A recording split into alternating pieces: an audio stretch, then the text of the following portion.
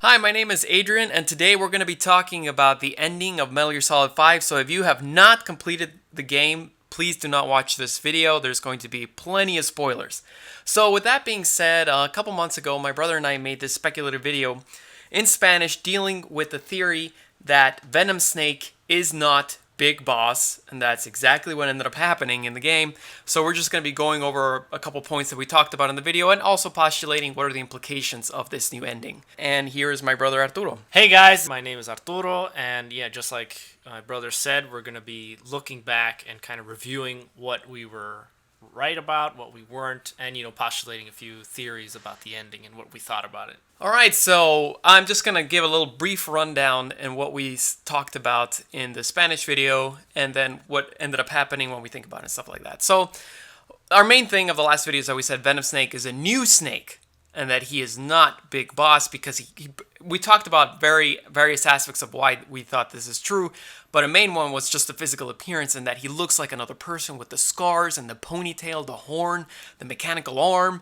Like there was a lot of differences going into this version of Big Boss that didn't even translate to the Ground Zeroes version of Big Boss that we saw. He looks like a he obviously looked like Snake, but he looked like a very different Snake. And we also addressed the theory that Venom Snake is Gray Fox, which was very popular at the time. But in that podcast, we did say that we did not think that Gray Fox is Venom Snake, and we ended up being right. Although we did think that Ninja was going to be in the game, but he was not in the game. And another fun fact is that video that postulated that became so popular, the one that Gray Fox is Snake, Hideo Kojima retweeted that video. And in that podcast, we said he retweeted it because he knows it's false, but knows that there is some truth to the video, which ended up being completely true. He knew that thing was false, so that's why he went ahead and retweeted it, because it would have spoiled the quote-unquote big surprise, big twist. But that's why he did it. One other theory that, because we saw Ninja in so many videos in the behind the scenes of Metal Gear Solid 5, maybe he was going to be in the game. But then the question, is still there. Why was Ninja in so many places where Kojima was going to in all these press events?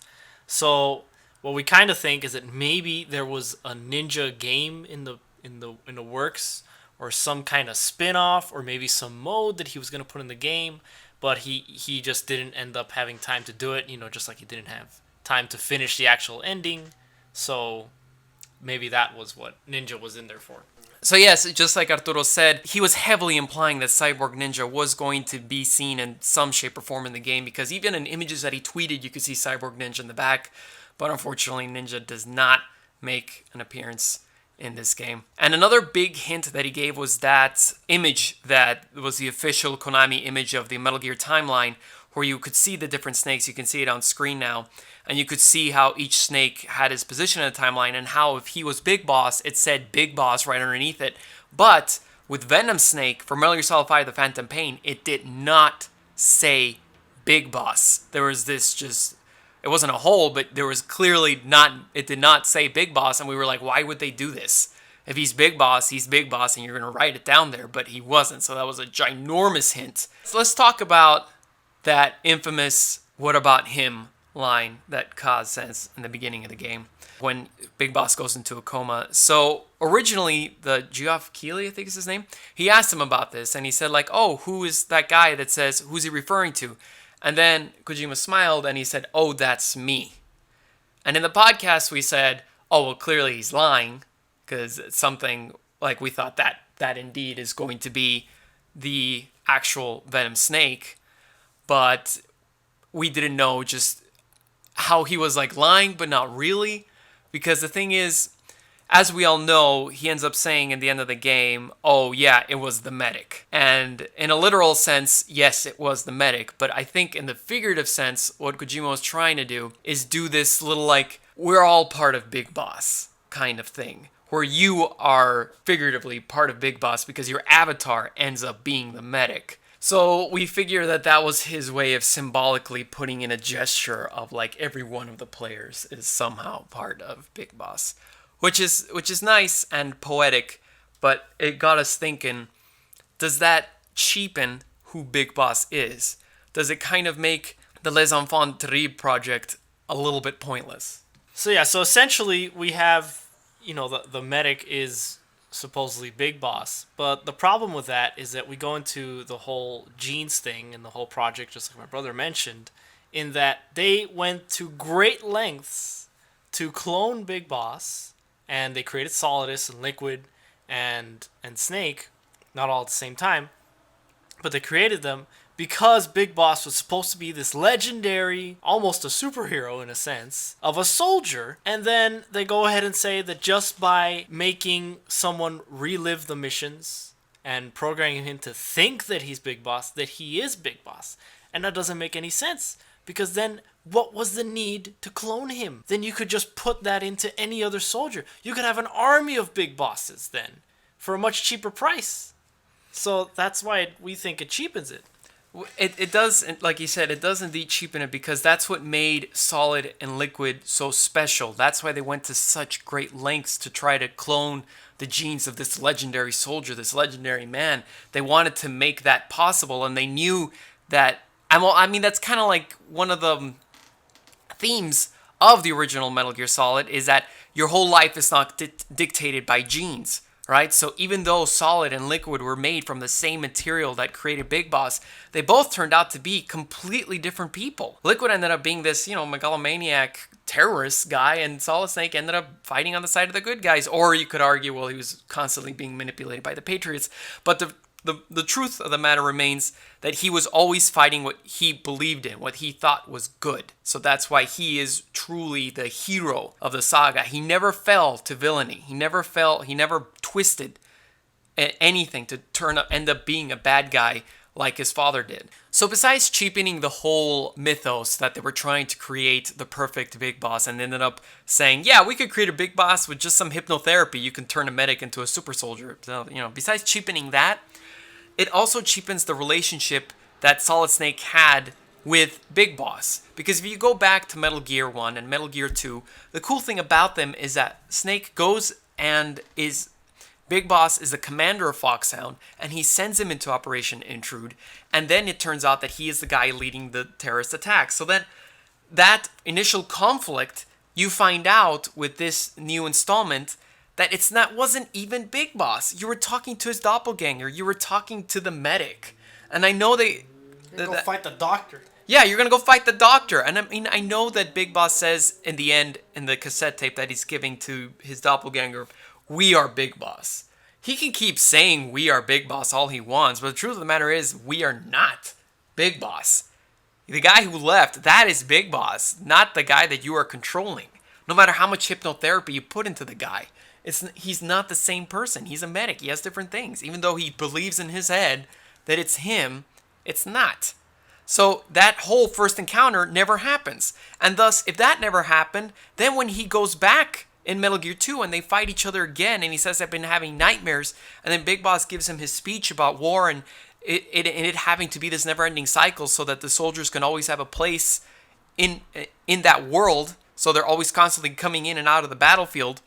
And Snake says, I'm not like you. I love life. It doesn't have to be that way. All these statements that he's telling him aren't as impactful anymore. It just cheapens that entire relationship that was created between them. In that Solid Snake could be seen, the reason why Big Boss hates him so much is that he really is the embodiment, like the second coming of the boss. It wasn't Zero's interpretation, it wasn't Big Boss's interpretation of the boss's will. What Snake's interpretation of life is the closest thing, Solid Snake's interpretation of life, is the closest thing to the boss's philosophy of loving life and things change with the times. Like, none of them actually knew it, rather than Solid Snake, a guy who never even met her, ended up being the closest thing. But going back to the point, it cheapens that whole relationship between them because they didn't have that prior experience. He's not coming back to him. It's the first time he's meeting him. So therefore, and he says, I used to be your commander at Foxhound. Well, no, actually, you didn't used to be my commander at Foxhound. Some other guy used to be the commander of Foxhound. And then yet another thing that ending just kind of destroys is it's not consistent with Big Boss's character at all. Because at the end of Peace Walker, in essence, he becomes Big Boss, right? He gives this whole speech, and he says who we are, and I will not lay down my weapon like the boss laid down her weapon when Peace Walker goes into the ocean. So if Big Boss isn't going to lay down his weapon, basically he's going to keep fighting, then suddenly, they're after you, Big Boss, they're going to kill you, so you have to go into hiding. And he's like, oh, okay. So he runs off with his little passports, and he gets on his little motorcycle and says, yeah, leaves everything to Ocelot, and goes, I don't know, to some beach and relaxes. I mean, they say later that he went and he built his own base, but would the real Big Boss do that? Would he just flee because of a few death threats or because they're already trying to kill him? No.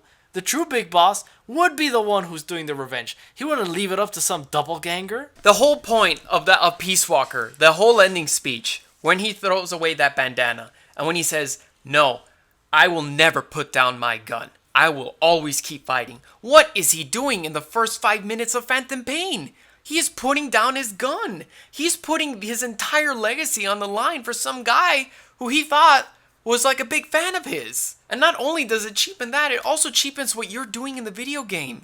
You know that what you're doing is ultimately pointless. You're not creating the actual like the base that you see in Zanzibar Land. And then if you say like, well, you're kind of creating Outer Heaven, but really not, because you're not the real Big Boss. It doesn't even look like Outer Heaven. It doesn't even look like Outer Heaven. Like that's why we just got so disappointed with that twist. Oh, well, another thing, a thing that we postulated, even though we were expecting, okay, let's play with this theory that Venom Snake is not Big Boss, that he is the fifth snake. That's why they were emphasizing so much V has come to the Roman numeral 5, because he would be the fifth snake, with solid, liquid, solidus, naked, and now he is the fifth snake, Venom. What we were postulating is that the game, the big twist of the game, was actually going to be that you are playing this false Big Boss, and that the real Big Boss comes after you. And that at some point maybe you switch gears and then you start playing the Big Boss coming after this imposter guy. And then that would have connected to this optional mission that you can do in Ground Zeroes where you rescue a prisoner, and the prisoner happens to say the very exact same speech that Snake told to Chico during Peace Walker, saying that pain gets the better of us all, that it's okay. It's the exact same words that he used in Peace Walker. So we were really gung-ho on this theory that this was another clone that they made of him that somehow grew up really fast. Because it would... Well, Solidus was made as a clone, and he was already older than Snake and Liquid, but he came out, he was created after them, and he was yet older than them. So it's possible that they could have created a clone that was his exact age at that time. So, I mean, there was many different ways to kind of make it that he was another clone, and at least that would have brought in the fact that it's still Big Boss in the genetic level. So you could conceivably believe that was real, and it's not just reduced to hypnotherapy. I mean, hypnotherapy can do a lot of powerful things, but it can't give you skills that you don't have. And then Ocelot, he mentions to the actual Big Boss, he says, how are you going to be able to lie even though you know that this boss is not me? And then he says, oh, well, through hypnotherapy, I'm going to forget the truth, and I'm actually going to believe that this doppelganger is actually you. And then he says, and then later on, I'm going to need to remember that you are you. And that's just, if you go into this deep hypnotherapy thing, what does he plant, like this inner mental bomb that's going to deactivate the therapy he's giving himself to forget so that he remembers? Because in the end, when he's talking to Kaz, he remembers everything. Clear as day, but he supposedly hypnotized himself to forget it. So that makes absolutely no sense with the hypnotherapy. So that conversation that Ocelot has with Kaz at the end of Metal Gear Solid 5 Phantom Pain, that's probably the coolest story point in the entirety of the game, because as we all know, it was pretty light on story. But that was actually kind of cool in that by making this, that Kaz did not know that he was with a doppelganger this whole time.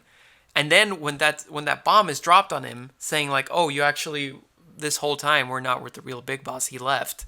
That does give him really good motivation as to why he decided to become buddies with Solid Snake. Why did he train him? Because remember, Solid Snake and Metal Gear Solid 1, he respects Master Miller. He's like, oh, Master Miller, oh, I could never be as good as you, and all these things. All like the guy that Liquid Snake is impersonating, Solid Snake did meet before and held him in really high regard. So that does give him motivation as to why he would go and stab his buddy in the back, because they're just best buds in Peace Walker, and he tells them all what to do in Phantom Pain. Why would he suddenly switch gears like that? Well, because he found out that he's not the real big boss. So that is the one story point that is cool, that gives Kaz good motivation to suddenly switch his character. That's probably the only good thing that came out of turning Big Boss into two people as opposed to one person. And another thing that bothered us a little bit about Phantom Pain, I don't want you to guys think that we didn't like Phantom Pain. We absolutely loved the gameplay. The gameplay is probably the best in all of the series, but this will be detailed in a review that I'm planning on taking out later. This is just exclusively discussing the end twist that Venom Snake is not Big Boss. Okay, so what I was going to say is that we were a little disappointed in the fact that a lot of the characters that show up in this game are acting like shells of themselves. Kaz is, he's hell-bent on revenge, but Ocelot, he doesn't seem like the Ocelot that we see in Metal Gear Solid. He's not this as rambunctious and a little bit crazy like he is in Metal Gear Solid 3. Like, he's not that same guy. He's not that same ego-filled dude. He's completely mellowed down. He's actually the voice of reason, which is a little odd considering who he's to become in Metal Gear Solid and Metal Gear Solid 2 and Metal Gear Solid 4. And besides the fact that they switched his voice, just the way that he behaves doesn't seem like Revolver Ocelot. He looks like Revolver Ocelot. He just turns into a second Kaz. You don't see any difference in personality between Kaz and Ocelot besides Kaz doing his deeper Snake voice when he's angry. That's really the big thing. And of course, Venom Snake. It's really sad that Kiefer Sutherland was given a role like that, because in those 2 cassette tapes where Kiefer is voicing the real Big Boss, you can kind of hear the spirits and the personality of Big Boss as we have come to know him through Metal Gear Solid 3 and Peace Walker. You can see it's there, and you can see that he could have played that easily. But because he was probably given the direction that you are just this empty vessel, you are just this medic, that he couldn't really do anything with the lines because he knew that he wasn't him. He couldn't give him that spontaneity that Big Boss has always had, that Naked Snake has always had. And not only that, the lines, in the tapes, the lines are actually, Big Boss can actually speak for longer than 2 seconds. And then in the actual game, in all the cutscenes, Kiefer gets to say, like, one line, and then he's cut off somehow. So he never even has time to create a personality for any line. They're all just short bursts of something. Exactly. So you end up with a pretty empty character, and this is kind of disappointing because, part of the charm of Metal Gear Solid, yes, everybody complains about the coda conversations and the long cutscenes and everything, but that was part of the charm of Metal Gear. It's this sci-fi soap opera. It's a sci-fi melodramatic soap opera, and that's what gives it so much personality. That's what makes the story so memorable.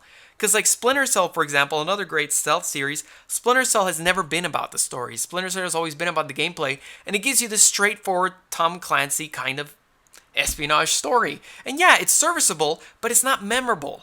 I've played all the Splinter Cell games. You were to ask me, what's the story? I wouldn't even know where to begin. It's just some random terrorist, and he wants to get some virus or whatever that he wants to do, and he wants to unleash it on the public, and it's not as memorable as any of the stories in Metal Gear, or as the main protagonist of Metal Gear. And by making Snake this empty vessel, that he's just kind of on the receiving end of what just the stuff happens around him, and he has no clue of what's going on. Yes, that happens with Solid Snake, of course it does, but at least he had some personality to him. At least he had things to say to people when stuff would be happening. Like, he called out the Colonel in Metal Gear Solid 4 when he found out that he was dating Rosemary, or he was pretending to date Rosemary. He didn't know this, but he called him, so what, you just cozied up to her once Raiden was gone? Like, he called out people. He had some personality to him. And then you're treated to this blank slate with Venom Snake. And then the other thing, too, is that, usually with the women, especially in Metal Gear Solid 3, or in Peace Walker, when Big Boss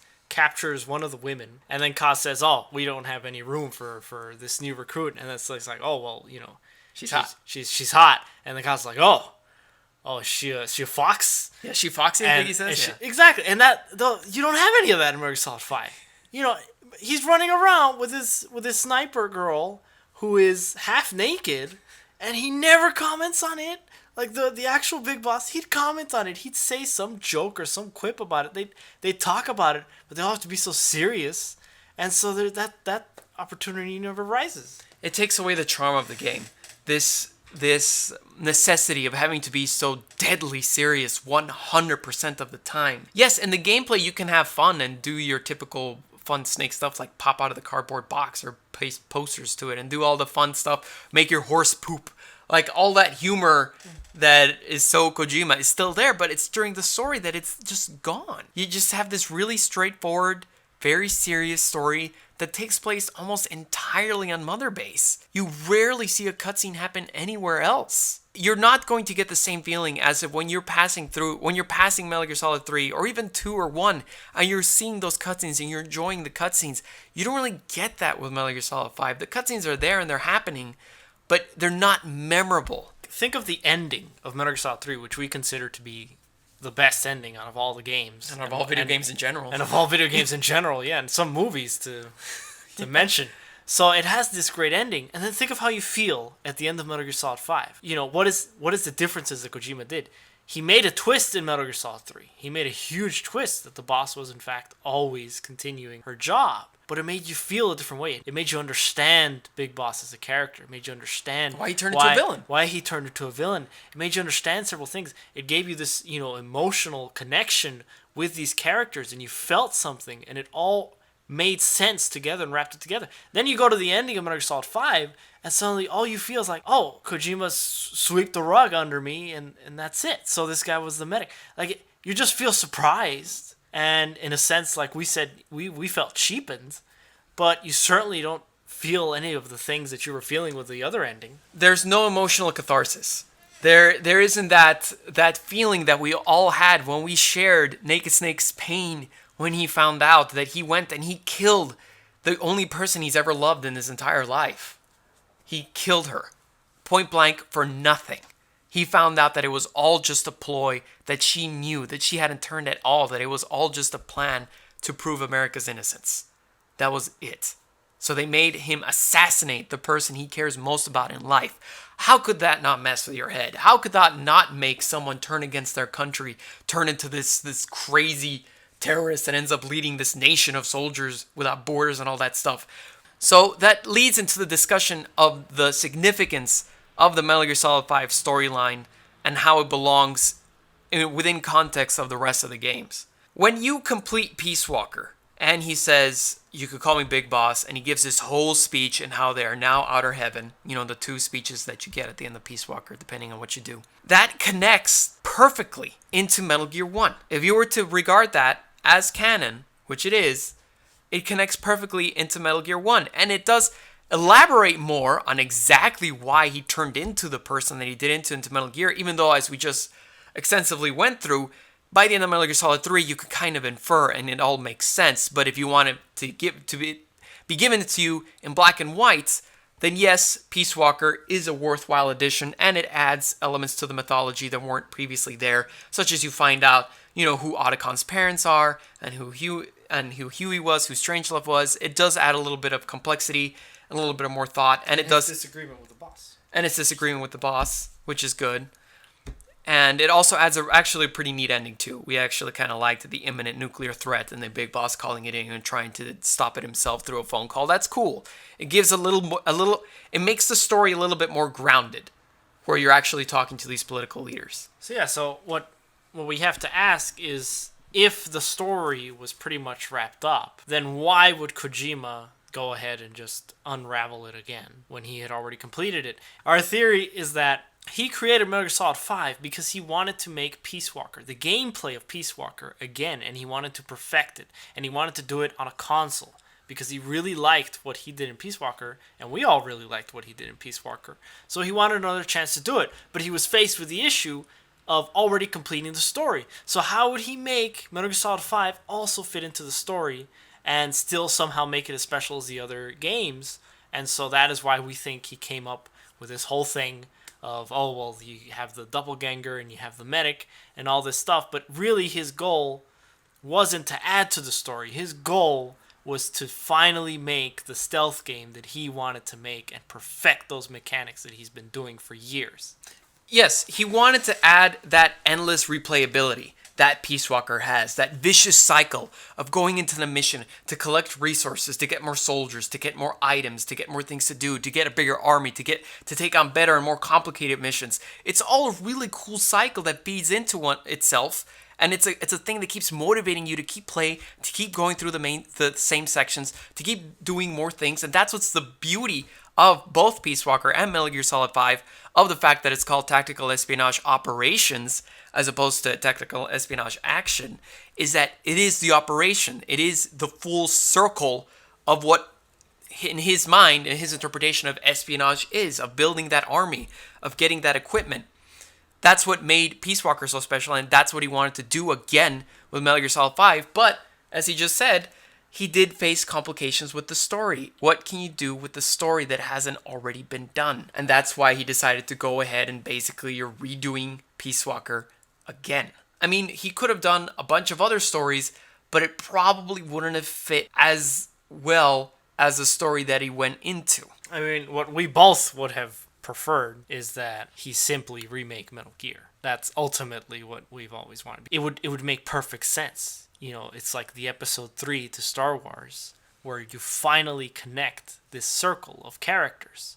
We've always gone back and forth between Big Boss and Solid Snake, and finally in Metal Gear, we would see them together with these incredible graphics on the PS4. It would be amazing. You would finally see who the character of Solid Snake is, who the character of Big Boss is, and they come together in this confrontation, and now you are immediately so familiar with everything around them and the circumstances and where the story ends up, and like it's just so much more meaningful than it was when people first played it in Metal Gear 2, when it's just this guy called Big Boss and he's like, yeah, we want the constant state of war, and so it's like, oh, I'm not like you. Like, it didn't mean anything back then because we only had 2 games to go on, but now that you have this massive saga spanning 25 plus years, that would have been an awesome payoff, and we do think it could have worked, and who knows, we all know that episode 51 was cut out, which was essentially an entirely other act with a new location. Who knows, maybe the next one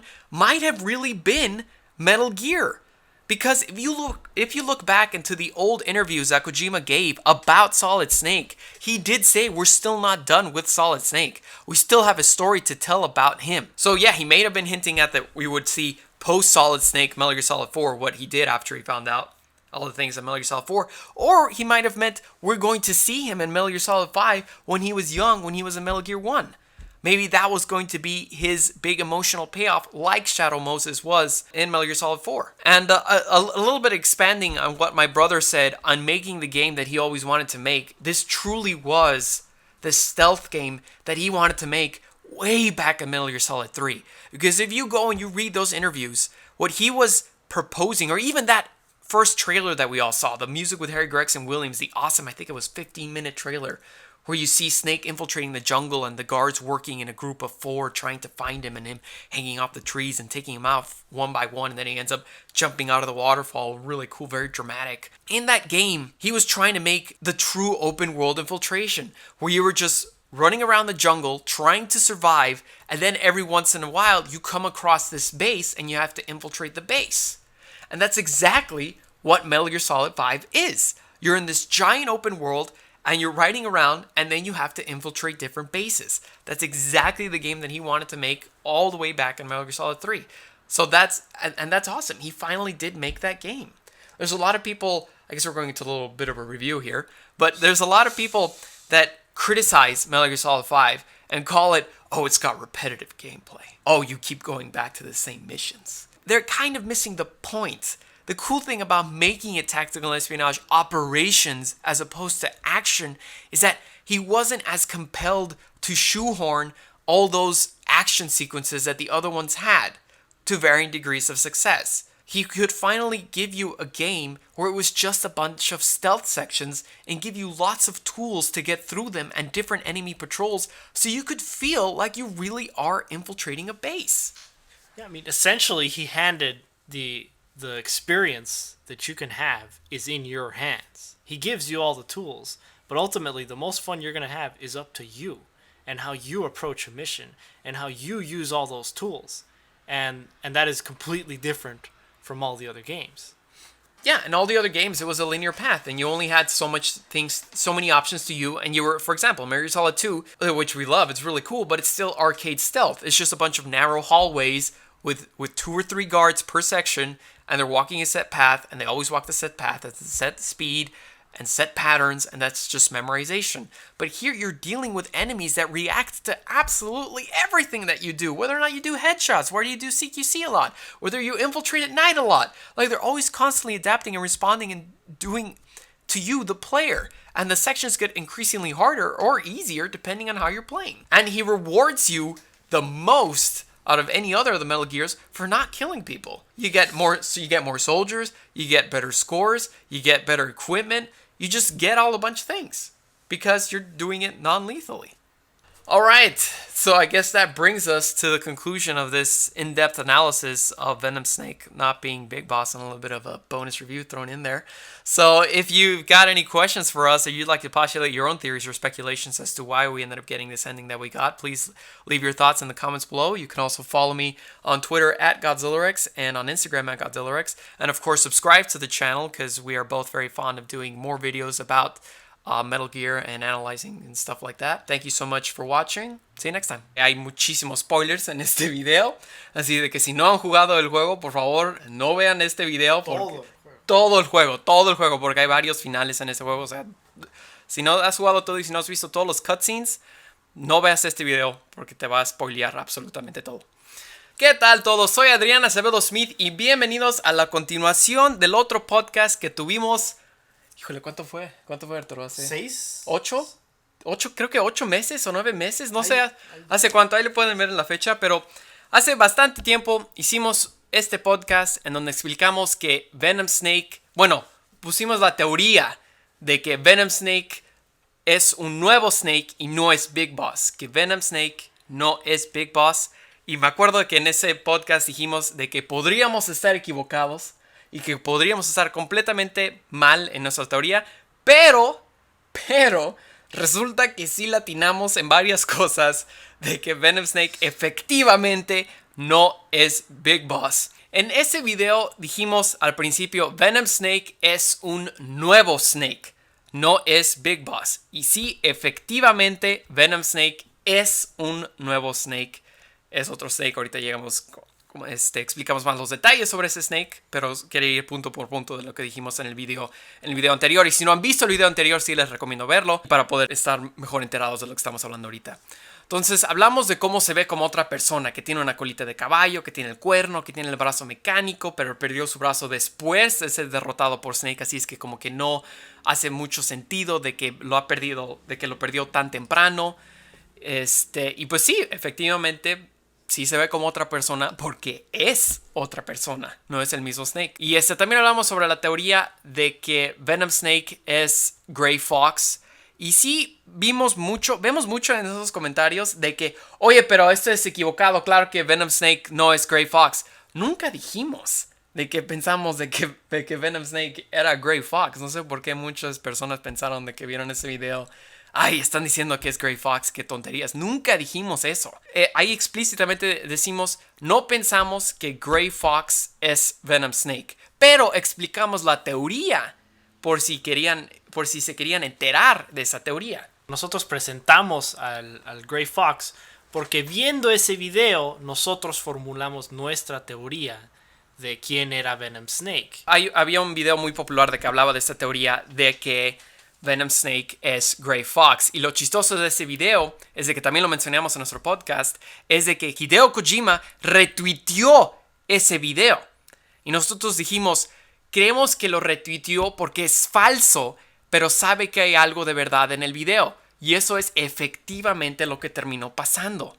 Venom Snake no es Big Boss, ¿verdad? Como estaba diciendo el video, pero no es Gray Fox. Pero él sabía de que no era Gray Fox, entonces por eso retuiteó el video. Para poder confundir a la gente y hacer que ellos piensen de que efectivamente Venom Snake es Gray Fox, por eso retuiteó el video.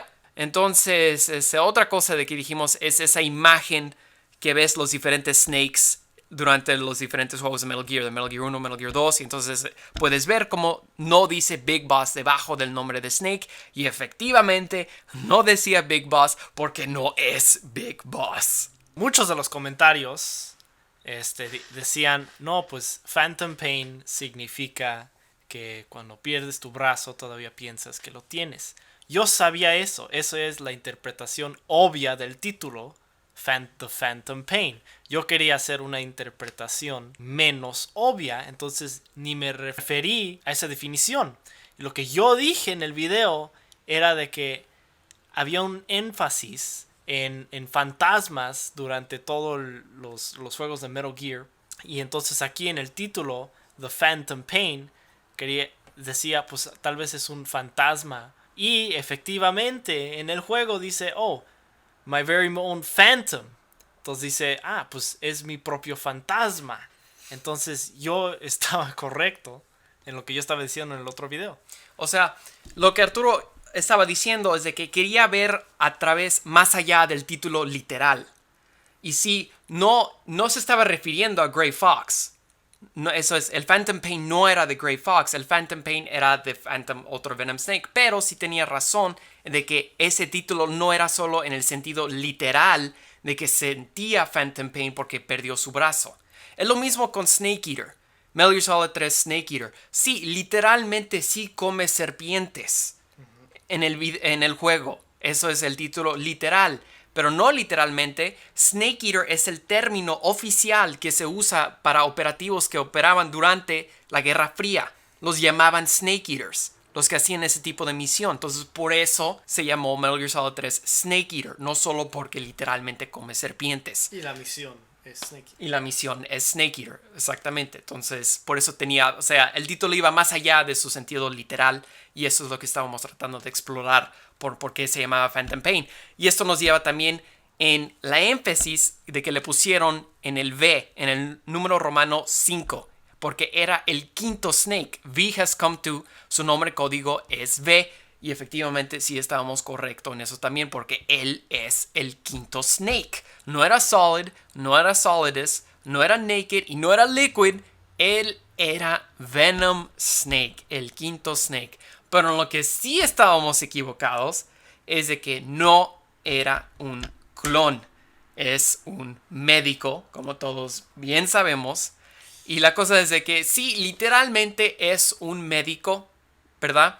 Pero lo que creemos de que Kojima estaba tratando de hacer es hacer de que todos nosotros formamos parte de Big Boss, porque el médico resulta ser tu avatar. Estoy seguro de que todos creamos nuestro avatar para que se vea lo más cerca posible a como nosotros nos veamos. Entonces por eso hizo ese giro en la historia para que tú seas parte del personaje de Big Boss. A nosotros no nos gustó ese concepto por varias razones. Una es de que no creemos que concuerda con el personaje de Big Boss. Porque si ese Big Boss no es Big Boss y es efectivamente el médico, entonces el otro Big Boss, cuando se va, ya solo lo lleva y le da su moto y le da sus pasaportes, él se va como un cobarde, esencialmente. Él baja su pistola y corre de ese peligro. Y el verdadero Big Boss no haría eso. Con lo que dijo de baja su pistola se está refiriendo a la línea de diálogo en Peace Walker, en de que he won't put his gun down. I will not put my gun down like she did. En otras palabras, no va a dejar su pistola. Siempre va a seguir peleando. Nos vamos a un Big Boss de que ya se quitó su bandana, de que dice de que nunca va, que siempre va a seguir peleando, de que va y habla con sus hombres. O sea, nos vamos a ese poderoso Big Boss, a un tipo de que nada más se va, que dice, no, pues, ¿sabes qué? Que este tipo, que él se puede, que se haga bolas con su nuevo Outer Heaven. ¿Sí? Yo me voy a ir a echar una siesta ahí en la playa. O sea, aquí se va a hacer Big Boss. ¿Por qué no pudimos ir a jugar ese juego? ¿Por qué nos tuvimos que quedar con el Big Boss que no era el verdadero Big Boss? Porque supuestamente él se fue a crear Zanzibar Land, ¿no? El segundo base, a donde va a ser Metal Gear 2. Pues es la historia que nosotros queremos ir a ver. Queremos ver el verdadero Big Boss. No queremos quedarnos con el médico que nadie lo quiere. O sea, es un médico. O sea, de veras, todo el punto de Metal Gear era de que Big Boss era un personaje de que es casi imposible de recrear. Entonces por eso dijeron, no, hombre, pues lo vamos a clonar, porque si clonamos a Big Boss, entonces vamos a poder crear otro soldado igual de poderoso y talentoso que él. Y ese es todo el chiste de esa historia, es crear otro Big Boss. Y cómo fue de que a pesar de que Solid Snake y Liquid Snake tienen la misma base genética que Big Boss, resultaron ser personajes y personas completamente diferentes. De que no todo es tu genética, de que también importa tu vida, de lo que tus decisiones y lo que tú dices y haces con tu vida. Eso era la moraleja de Metal Gear. Y ahora resulta de que con que viene un tipo y te hace un poco de hipnoterapia, ¡pum! Tú también puedes ser Big Boss, tú también puedes tener años de experiencia, que tú también puedes tener la misma vida que él, tú también tienes las mismas habilidades de que él. Y pues como que le quita el chiste de quién es Big Boss y le quita el chiste de hacer el programa de clonarlo y crear a Solid y Liquid. ¿Para qué irse con todo ese pedo de ir a crear clones si nada más puedes llegar con quien sea? Sí, Con tu médico, con tu jardinero, pues quien sea puede ser Big Boss. Entonces nada más vienes y le pones un poco de hipnoterapia. Tú eres Big Boss, te pasó esto, traicionaste a tu mejor amiga. O sea, y de repente, sí. ¡pum! Y también puedes dar el argumento de que no, pues dijeron de que él pasó todas las misiones en su cabeza. Pues aunque tú, ok, digamos que tú en tu cabeza sueñas de que tú tocas el piano y después despiertas, no vas a poder tocar el piano. ¿Ok? Porque eres un médico o eres otra persona. Nunca lo hiciste. No importa lo que te imaginas, lo que pasó por tu cabeza. No de repente te da esa habilidad. Sí, entonces por eso todo ese concepto, digo, claro, hay muchas cosas de que sí tienes que, lo que se dice en inglés, suspension of disbelief, pero empujarlo a ese nivel en donde literalmente le estás diciendo al jugador, no, pues es otro tipo que piensa que es Big Boss. Entonces, en fin, creemos que le quita el chiste del verdadero Big Boss. Bueno, entonces nos vamos a otro punto. A donde esto nos lleva a nuestra teoría de que hicimos en el otro video. Hay una parte al final del video a donde presentamos el diálogo de que dice: Nothing to be ashamed of, pain gets the better of us all. Let the words comfort you now, what did your boss tell you? Y eso significa, no hay nada de qué avergonzarse, el dolor siempre triunfa sobre nosotros. Entonces, en esa teoría nosotros decíamos, no, pues si este es un clon de Big Boss, si Venom Snake es un clon, entonces el verdadero Big Boss lo está tratando de encontrar. Y entonces vamos por el juego controlando al clon y de repente en algún punto nos cambiamos y empezamos a controlar el verdadero Big Boss. Y ese personaje lo controlamos y nos vamos en contra del clon. Y pues sí nos decepcionó un poco de que esa misión en donde el prisionero te está diciendo todas estas cosas no tuvo nada que ver con la historia final, no tuvo nada que ver lo que dijo, porque eso sí nos emocionaba de que iba a haber una conexión, de que ese va a ser el giro de que no todos esperábamos, pero resultó siendo el giro de que pues predijimos hace tantos meses, de que Venom Snake no es Big Boss, es otra persona, y resultó siendo eso el giro. Y la cosa es de que sí pensamos de que ese giro, como acabamos de elaborar, le quita mucho chiste a quién es Big Boss, no solo en el nivel, no solo en genéticamente, pero también la relación entre Solid Snake y Big Boss. Como que le quita el chiste si en el primer Metal Gear entonces no te estás enfrentando con el verdadero Big Boss, te estás enfrentando contra un médico que piensa que es él. Entonces cuando regresas a pelear con él en Metal Gear 2, cuando Big Boss te está dando otro speech y te está diciendo, para asegurarme de que siempre hay un lugar para gente como nosotros, voy a crear conflicto y guerra. Y Snake le dice, no, Big Boss, yo no soy como tú, yo amo la vida, yo no veo la vida así, no todo tiene que terminar así. Toda esa conversación como que no tiene sentido porque él ni siquiera fue su comandante en Foxhound, entonces fue otro tipo que pensaba que era él. Ya no existe esa historia entre ellos dos, solo lo derrotó esa vez. Y una cosa que yo pienso que también quieren saber es cómo nos sentimos cuando estábamos pasando el juego y finalmente vimos ese final. Ahorita Adrián puede decir lo que él sintió, pero yo lo que yo sentí, yo me enojé porque hiciste todo esto y ni eres Big Boss. Y yo me enojé porque también nosotros sabíamos el final. sabíamos que no iba a ser Big Boss. Y yo no quería que eso fuera cierto. Ya pasando todo el juego yo decía, no, pues tiene sentido. Ya cuando ves a Big Boss ahí matando a sus soldados en la enfermería porque tienen el virus, y empezaba a tener sentido. Y yo decía, no, pues ok, está padre esto. Y de repente, no, pues no es Big Boss. Entonces yo me enojé mucho. No me gustó de que estábamos correctos en eso. Yo quería que no estuviéramos correctos. Me esperaba otra cosa. Y pues ahorita Adrián, a ver qué. Yo me acuerdo que empezó, cuando desbloqueé Misión 46, creo que es en donde vuelves a jugar el principio, donde te dice the truth, la verdad, ¿no? De lo que ocurrió. Y entonces cuando ponen esa escena en donde Miller dice, oye, ¿y él cómo está? Ah, bueno, pues sigue bien, solo le tiene un poco un cuerno en su cabeza. Entonces me puse a reír, o sea, pues no puede ser. No puede ser que siempre dijimos el final de que Venom Snake no es Big Boss. Y también en otra parte del juego donde tú vas y rescatas a Huey. Cuando tú lo rescatas, vas con el AI de Peace Walker y el AI dice, Jack, that's not you. Y entonces, o sea, Jack, no eres tú. Entonces yo decía, no puede ser. O sea, solo era una pequeña cosa, pero... Sí, nosotros no pensamos que eso de veras iba a tener significancia. Pensamos, bueno, a lo mejor el robot no lo reconoce porque ha pasado tanto tiempo, porque se ve tan diferente. Hasta el mismo Huey le dijo, oye, ¿eres Snake? Es que no te ves como él, como que hay algo que no está, no tiene sentido aquí. Entonces, pues sí, pues me reí porque no le pude creer que latinamos. Pero entonces sí, como Arturo me empezó a decepcionar un poco de que esencialmente estás jugando un juego innecesario en términos de la historia, porque ni siquiera sabes qué estaba pasando o qué estaba pensando el verdadero Big Boss. Estás viendo qué estaba pensando su Phantom, su doppelganger. Estás viendo lo que pensaba otro tipo que pensaba que era Big Boss. No estás viendo lo que él pasó. Entonces todos esos eventos que ocurren en el juego, tu relación con Quiet, sí, de que puedes o no tener, cuando estás matando a todos los soldados, como acaba de mencionar Arturo, cuando estás peleando contra Metal Gear, pues...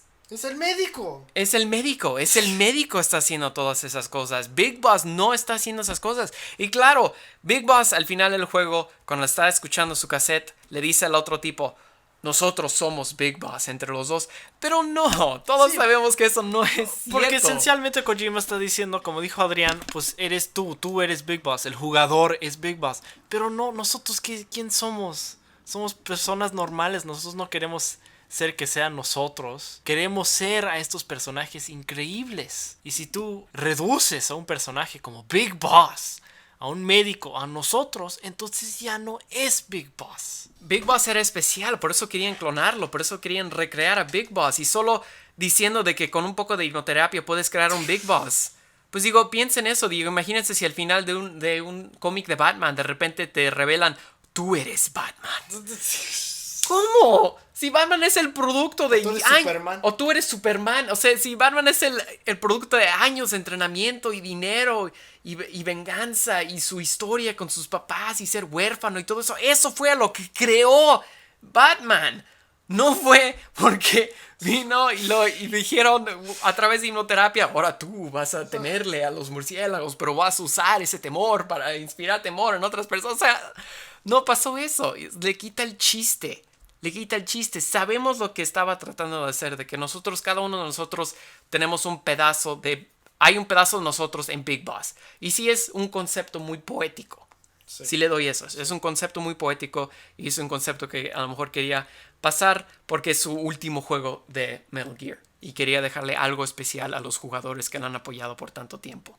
Y sí entendemos eso, pero en términos de la historia, creemos que sí le quita mucho chiste. Y creemos de que entonces ya no encaja tan bien la historia de Metal Gear Solid 5. Y aparte, esto era una oportunidad para enseñar exactamente cómo Big Boss se vuelve malo. Porque sabemos por qué tiene su filosofía en Peace Walker. Sabemos por qué forma a sus soldados, construye todo, eso todo lo sabemos. Pero, ¿cómo se vuelve un malo? Un terrorista. ¿Cómo se vuelve un terrorista? Exacto. Y eso, aquí tenemos esa oportunidad. Y también teníamos otra oportunidad, de que Adrián siempre ha querido, yo también, de que hicieran Metal Gear, el primer Metal Gear, otra vez, pero ahora con estas gráficas y con estas mecánicas del juego y todo, y podríamos vincular estas dos historias de Big Boss y Solid Snake y finalmente los ponemos unir en la historia de Metal Gear.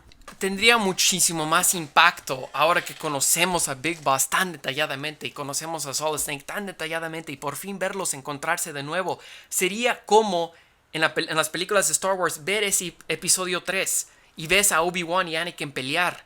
Es una increíble pelea en términos de la coreografía y cómo fue filmada, pero también es muy importante porque por fin estás viendo esa batalla en donde Obi-Wan pierde a alguien de que lo veía como su hijo, como su hermano, y lo tiene que derrotar y lo tiene que dejar ahí quemando vivo. O sea, eso se volvió un momento muy poderoso porque sabías qué iba a pasar después de todo eso y sabías que vino antes de todo eso. Y esa fue la perfecta conexión para conectar la trilogía nueva con la vieja o la vieja como nueva, como tú lo ves en tu cabeza. La trilogía original con la trilogía nueva, hay que dejarlo así. Entonces, Phantom Pain podría haber sido esa conexión, podría haberte dejado, el capítulo final podría haber sido Metal Gear, en donde tú, Snake, vas y destruyes la base que acabas de construir como Big Boss. Eso hubiera sido un momento increíble, porque entonces llegarían todos estos sentimientos de, híjole, ¿cómo me siento como esto? Digo, yo construí, estoy destruyendo lo que acabo de construir. Entonces entiendes un poco de cómo se sintió Big Boss y cómo se sintió Snake. Pero al fin y al cabo no tenemos eso, porque ni siquiera estás construyendo la base. También yo había dicho de que tal vez iba a ser Solidus y no. No es para nada Solidus. Pero yo dije, posiblemente, o sea, nada más estaba arrojando ahí nombres y no, efectivamente no es Solidus. Entonces, para resumir, nosotros en nuestro video dijimos que Venom Snake no es Big Boss y es otra persona. Ahora, estábamos mal de que era un clon, pero estábamos bien y muy correctos de que no es Big Boss y es otro Snake. Y pues sí, también quería compartir con ustedes de que sí me dio mucho gusto al saber cuando terminé eso, de que desbloqueé esa misión. Porque aparentemente tienes que hacer muchas cosas para poder desbloquear el final verdadero del juego. Y yo solo jugándolo como típicamente juego mis Metal Gears, no sé exactamente qué fue cómo fue que obtuve esa misión, pero tiene que ver con mi estilo de jugar, de tratar de completar todo lo que pueda, de tratar de agarrar muchos soldados, de no matar a la gente, de subir el bond level con todos mis personajes. Creo que todo eso tiene mucho que ver. Pero aún así Adrián perdió a Quiet. Y eso no le gustó para nada. No tienen ni idea de cómo me sentí cuando estaba viendo la historia de Quiet y estaba ahí. Fue un momento muy trágico. No, va a tener que hablar Quiet y va a lanzar el virus y se va a morir, qué mal. Pero parte de mí estaba pensando, bueno, pero por lo menos siempre lo voy a poder controlar en mis misiones. O sea, si quiero ver esta escena, solo vuelvo a jugar esa misión y ya. Y de repente llego al helicóptero, ya no está ahí. Y me empiezo a preocupar. Y entonces voy a poner una misión. Y entonces, no puede ser. Y sí, efectivamente, ya no podía usar a Quiet. No, hombre, ahí sí estaba bien enojado de que no iba a poder usar a Quiet. Y ahí fue cuando le dije, porque mi hermano tenía su juego. Y entonces le dije a mi hermano, obviamente no lo revelé nada al final, pero le dije las cosas para que no pierda a Quiet. Sí, entonces yo todavía tengo a Quiet, pero para mantenerla lo que tengo que hacer es de que después de ir en una misión con ella, le tengo que dar de madrazos a Quiet para reducir el bond level, porque si llega al 100% el bond level, entonces activa la misión y pierdes a Quiet, ¿no? Entonces yo siempre hago una misión con Quiet y voy y le doy de madrazos y se desaparece y se vuelve muy enojona. Entonces puedes hacer eso, o también puedes poner el emblema de la mariposa, pero nosotros queremos tener con absoluta certeza de que no se vaya Quiet del juego de Arturo, para que por si yo quiero volver a usar a Quiet una vez, por lo menos podría utilizar un juego de Arturo, porque he leído sus comentarios también en el Facebook de que dijeron, no hombre, si yo volví a empezar el juego, no. ¿Ya ni cuánto vas? No, ya ni sé cuántas horas llevo, de ahí de que cuántas horas ahí puedes ver cuánto tiempo llevas, pero no lo he checado, pero llevo muchas horas. Creo que llevo a lo mejor 60 o 70 horas. O sea, porque yo fui y cuando me enteré de que puedes conseguir la bandana haciendo ciertas cosas, yo fui y me dediqué 6 o 7 horas de mi vida a conseguir esa bandana porque necesitabas a más soldados para poder crear otra base, para poner a más soldados, para así poder llegar a tu R&D a nivel 36 creo, y también necesitabas que tuviera el médico, entonces estaba manipulando todas las categorías para poder llegar a ese nivel y para poder por fin desarrollar esa bandana. O sea, no hice nada de que no tenía que ver con conseguir esa bandana y no iba a volver a hacer eso para empezar otra vez para nada más para poder tener a Quiet. Sí, porque nosotros no pasamos el juego al chile, o sea, nosotros sí nos dedicamos y no queríamos matar a nadie porque no queríamos crecer el cuerno ese. Cuéntenos eso, por si no sabían lo de... Bueno, por si no saben, si matan a gente en Metal Gear Solid 5, entonces va creciendo tu cuerno y se vuelve un cuernote así como de diablo, ¿no? Porque ese es el punto. Entonces, nosotros no queríamos eso, entonces no matamos a casi nadie, o los jefes, o los reyes. Pero con todas las otras personas nosotros andábamos poniéndolos a dormir y usando el tranquilizer y todo eso. Y eso significa que estuvo, pues, nos tardó mucho pasar el juego así. También no queríamos tener los alerts, ni ser vistos o cosas así.